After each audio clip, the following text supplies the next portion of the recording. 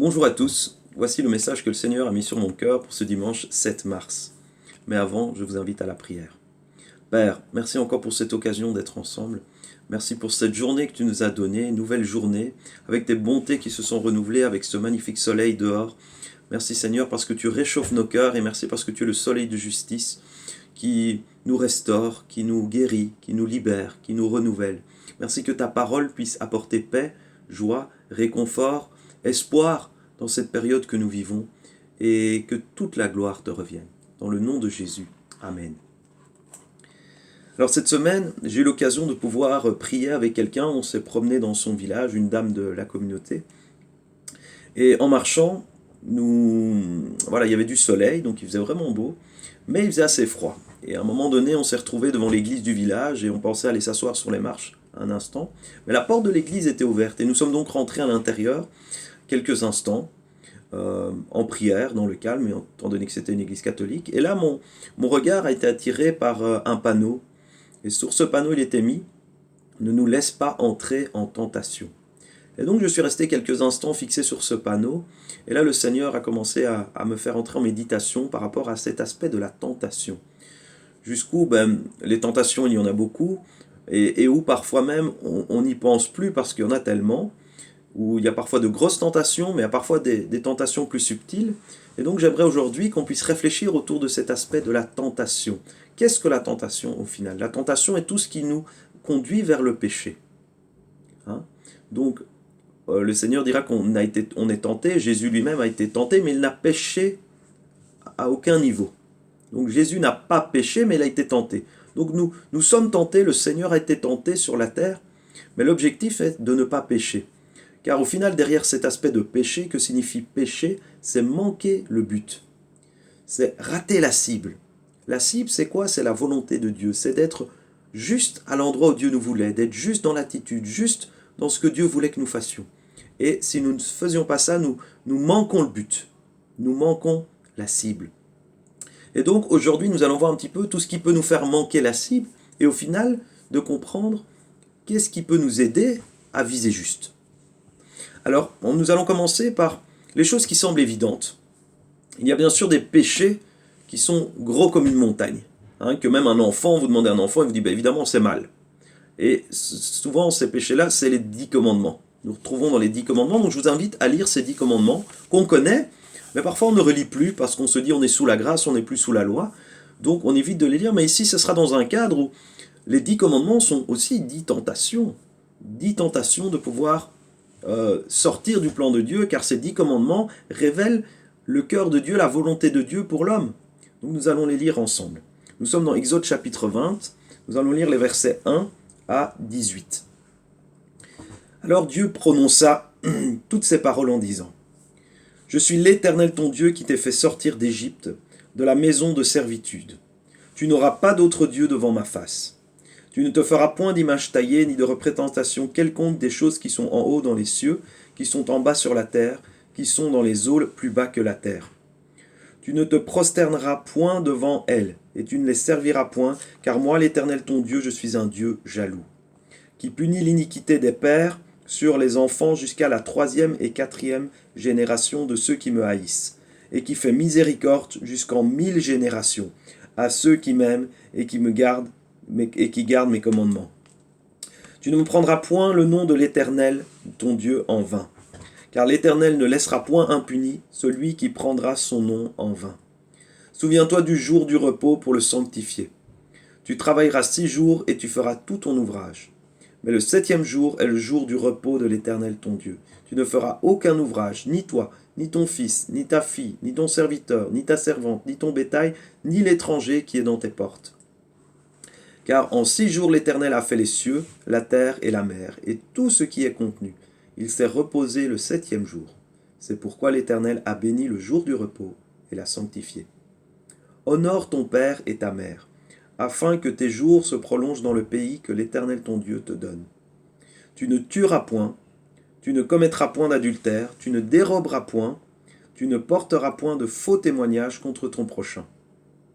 Tu ne convoiteras point la maison de ton prochain, tu ne convoiteras point la femme de ton prochain, ni son serviteur, ni sa servante, ni son bœuf, ni son âne, ni aucune chose qui appartienne à ton prochain. Tout le peuple entendait les tonnerres et le son de la trompette. Il voyait les flammes de la montagne fumante. À ce spectacle, le peuple tremblait et se tenait dans l'éloignement. Voilà l'impact de ce moment où Dieu révèle ses lois sur le peuple. Le peuple tremble, le peuple se tient à distance, le peuple a peur parce que Dieu est en train de révéler sa sainteté. Jusqu'où les commandements sont devenus des choses banales, des choses qu'on nous a appris en tant qu'enfants. On a fait des bricolages à l'école du dimanche pour retenir les 10 commandements, pour savoir différentes choses. Donc, on les a à peu près en tête. Et puis même dans le langage commun, en tant que bon citoyen, on sait plus ou moins les choses qu'on peut faire et qu'on ne peut pas faire. Et donc ça devient parfois banal. Mais ici, nous voyons l'enjeu que lorsque les 10 commandements sont apparus, ont été révélés, le peuple était dans la crainte. Le peuple était dans le tremblement. Voilà ce que Dieu attend de nous. Et dévier de cela, c'est manquer le but. C'est manquer sa volonté. Alors, nous pourrions nous concentrer uniquement sur cela. Tu ne pêcheras pas, tu ne voleras pas, tu ne tueras pas, etc. Mais il y a aussi une autre liste dans les épîtres qui nous parle à ce moment-là des œuvres de la chair. Donc j'aimerais qu'on puisse maintenant aller un cran plus loin, où nous allons petit à petit descendre dans la profondeur de ce qui dérange Dieu, et donc de ce qui peut être une tentation pour nous, et pour laquelle le Seigneur nous met en garde. N'entrez pas en tentation. Donc nous allons aller maintenant dans Galates au chapitre 5, et nous allons voir un petit peu la liste des œuvres de la chair. Qu'est-ce que produit la chair ? Et pour cela, nous allons lire du verset, donc dans Galates chapitre 5, les versets 19 à 21. Or, les œuvres de la chair sont manifestes. Ce sont l'impudicité, l'impureté, la dissolution, l'idolâtrie, la magie, les inimitiés, les querelles, les jalousies, les animosités, les disputes, les divisions, les sectes, l'envie, l'ivrognerie, les excès de table et les choses semblables. Je vous dis d'avance, comme je l'ai déjà dit, que ceux qui commettent de telles choses n'hériteront point le royaume de Dieu. Cela termine encore par une parole forte. Ceux qui commettent de telles choses n'hériteront point du royaume de Dieu. Ceux qui forment ces pratiques. Alors de nouveau, il y a des choses qui semblent plus évidentes, comme la magie, l'occultisme. Ce ne sont pas des choses qu'en tant que chrétiens nous allons pratiquer. Mais il y a d'autres choses comme les divisions, les querelles, qui peuvent faire partie de nos vies, qui peuvent plus facilement apparaître. Parce que c'est les œuvres de la chair. C'est-à-dire que c'est des œuvres qui, lorsque nous étions pécheurs, étaient courantes. C'est des choses dans lesquelles nous pouvions pratiquer facilement, en fait, parce que c'est ce qui était en nous. C'est ce qui nous anime. Lorsque nous devenons chrétiens, Christ est en nous, mais la chair est toujours présente. Et la chair veut nous ramener à ça, surtout dans les aspects qu'on a déjà goûtés. Il y a des choses qu'on a déjà goûtées. Quelqu'un qui est habitué à se quereller, qui était dans la rue, qui se battait dans la rue, lorsqu'il devient chrétien, cette réaction de vouloir se battre, de vouloir montrer les muscles, de vouloir montrer qu'il est fort, risque de revenir au galop. On dit que chasser le naturel, il revient au galop. Donc, ces œuvres de la chair sont là latentes en nous, si l'esprit ne les domine pas, parce qu'elles s'opposent aux œuvres de l'esprit. Et donc nous allons voir l'enjeu des œuvres de l'esprit par la suite. Mais ici nous comprenons toutes ces œuvres qui sont là et toute cette liste de choses qui sont là sont toutes des choses qui sont là pour nous faire sortir, surtout dans les domaines où nous avons déjà goûté. Par exemple, on parlait d'ivrognerie, le fait d'avoir goûté de l'alcool, le fait d'avoir pris de la drogue, sont des aspects où on a déjà goûté. Donc on connaît les aspects positifs, bien qu'on connaisse aussi les aspects négatifs. Mais souvent l'adversaire nous tente dans les aspects positifs. Ça te permet d'oublier, ça te donne un bon moment, ça te permet de... etc. etc. Voilà, donc cette liste-là nous montre des endroits où l'adversaire peut nous tenter et il est important que nous puissions savoir les domaines dans lesquels nous sommes plus sensibles, plus fragiles, afin de ne pas nous laisser tenter, de ne pas entrer en tentation. Et nous voyons la fin du texte qui dit que parce que ceux qui commettent de telles choses n'entreront pas dans le royaume de Dieu. Donc l'accès au royaume de Dieu est remis en question, est questionné par ces choses. Si nous nous laissons conduire par la chair, nous n'entrerons pas dans le royaume de Dieu. Il y a un enjeu, donc ce n'est pas rien. Mais ici nous avons encore affaire à des choses qui semblent évidentes. Même si nous sommes dans une société où, comme l'a annoncé la Bible, le mal devient le bien et le bien devient le mal, Malgré tout, si vous demandez à un enfant euh, si voler, tuer, mentir, c'est bien ou mal, il vous répondra rapidement que c'est mal. Donc, les choses même de cette liste, en tant que chrétien ici, si on va encore plus loin que les 10 commandements, comme nous l'avons vu dans les œuvres de la chair, mais c'est des choses qu'on connaît, qu'on a déjà entendues et auxquelles on sait qu'on doit faire attention et être vigilant. Mais le Seigneur pousse les choses plus loin dans Matthieu. Nous allons aller dans Matthieu chapitre 5, où il invite les gens, le peuple, à aller plus loin que la justice des scribes. Les scribes, c'était ceux qui étaient les garants de la loi, les pharisiens. Les scribes et les pharisiens, ils veillaient à ce que la loi soit respectée. Donc, ils étaient là pour veiller à ce que les gens soient dans cette loi. Et Jésus leur demande d'aller au-delà de cette justice, d'être encore plus juste que ça. Plus juste que juste, est-ce possible? Nous allons lire ce texte ensemble pour comprendre là où Jésus veut en venir. Donc nous sommes dans Matthieu chapitre 5, les versets 20 à 30. Car je vous le dis, si votre justice ne surpasse pas celle des scribes et des pharisiens, vous n'entrerez point dans le royaume des cieux. Vous avez entendu qu'il a été dit aux anciens, tu ne tueras point. Nous l'avons lu.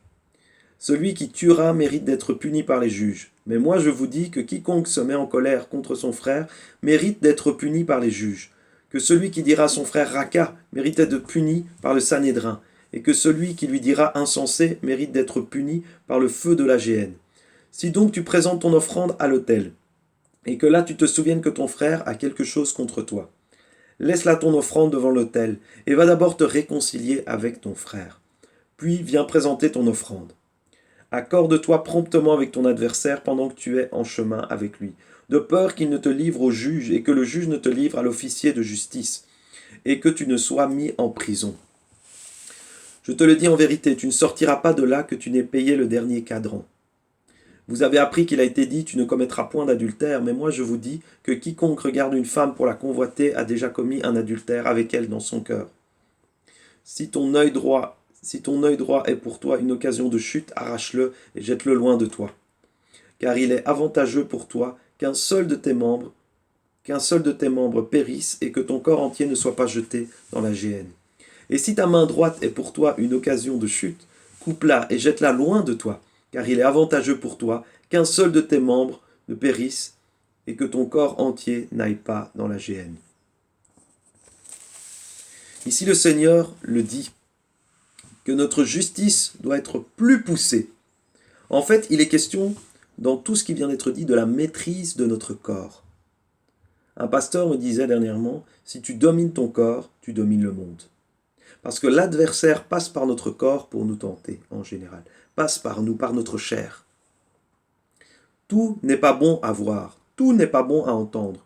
Tout n'est pas bon à goûter ou à manger. Tout n'est pas bon. Notre langue ne dit pas toujours des bonnes choses.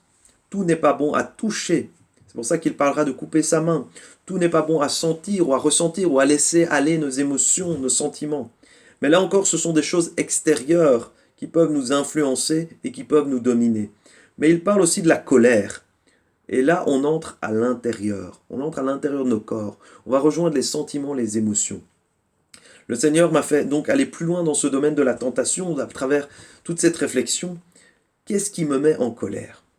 Un comportement, une injustice ? Surtout lorsqu'on est déjà sensible, on est à fleur de peau, stressé, agacé comme une cocotte minute. La tentation de réagir, d'agir, d'exploser, et donc de blesser, casser, tuer par nos paroles ou même d'attaquer, est sur le pas de la porte. Pensons à la jalousie de Caïn vis-à-vis d'Abel. Dieu lui dira, le péché est tapis à ta porte. La vie et la mort sont devant toi. Choisis. Choisis la vie. Caïn avait le choix, mais il a laissé la jalousie se transformer en colère et tuer son frère. Dieu lui a donné l'opportunité de maîtriser cette situation, de maîtriser cette jalousie. Ce jour-là, il manqua le but. Il se laissa tenter et ce fut un drame familial. Le premier meurtre. Tout a commencé à l'intérieur de lui. Le Seigneur voulait m'amener à comprendre que la tentation n'est pas forcément quelque chose de flagrant, une évidence, mais cela peut être subtil. Un sentiment qui naît, un doute, pensons au serpent dans le jardin, Dieu a-t-il réellement dit ? Toutes ces voix à l'intérieur, ces pensées qui viennent nous titiller, Dieu est-il réellement là ? Es-tu réellement sauvé ? Dieu a-t-il vraiment dit cela comme ça ? Penses-tu vraiment que c'est sa volonté ? Es-tu sûr ? Le es-tu sûr ? L'inquiétude aussi nous fait ruminer, peut nous ronger de l'intérieur, nous faire trembler, créer des angoisses et peut nous faire agir, prendre des décisions par la peur plutôt que par la foi. Et nous manquons le but. Toutes ces choses nous font manquer le but. Et là, il m'a donné une image. En pensant que la tentation conduit au péché et que le péché, c'est manquer la cible, j'ai vu un arc à flèche. J'ai fait un peu de tir à l'arc et pour bien viser la cible, il faut arriver à être le plus calme possible, être stable, afin de ne pas trembler, bouger, créer des mouvements parasites, parce qu'un simple décalage nous fait rater la cible.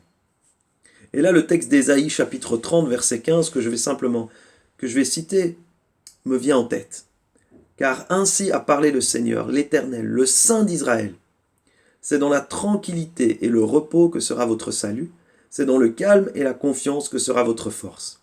Mais vous ne l'avez pas voulu. L'enjeu pour atteindre la volonté de Dieu et ne pas la manquer est de rester dans le calme et la confiance. Le travail, par contre, de l'adversaire est de nous déstabiliser.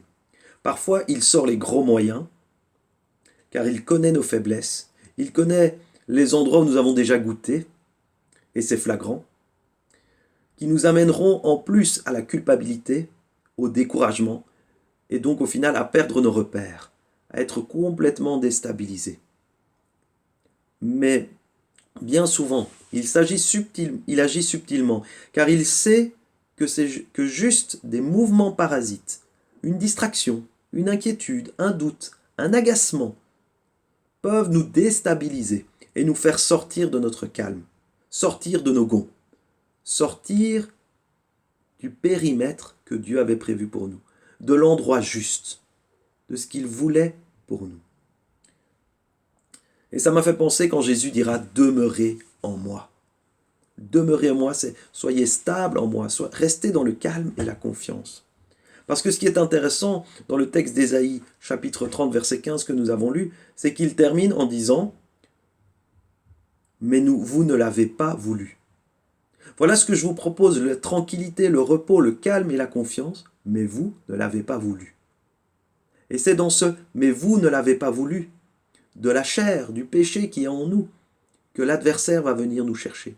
Mais vous ne l'avez pas voulu. Donc l'adversaire propose autre chose. Et là, on se fait tenter. On sort du calme et de la confiance, de la tranquillité.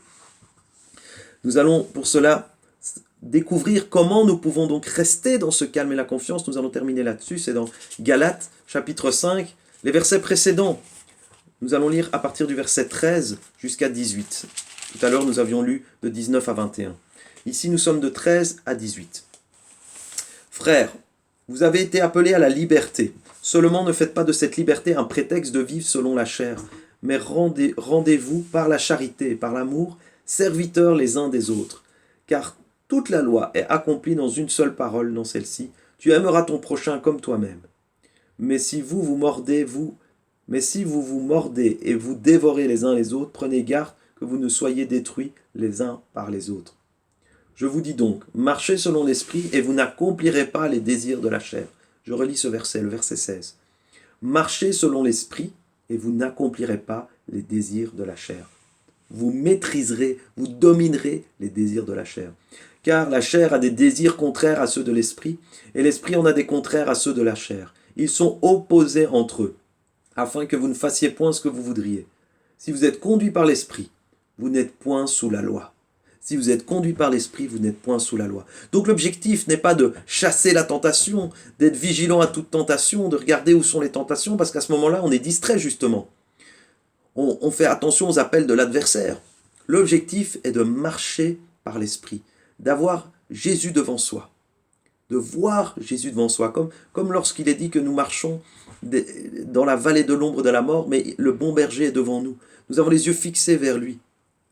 Et donc l'enjeu dans tout cela, pour terminer et conclure, c'est demeurons en Christ, en étant conduits par l'Esprit, dans le calme et la confiance, que le Père a tout en main, et soyons concentrés sur sa volonté, afin de ne pas nous laisser distraire, tentés par l'adversaire, car rien ne peut nous séparer de son amour, nous dit l'Épître aux Romains chapitre 8.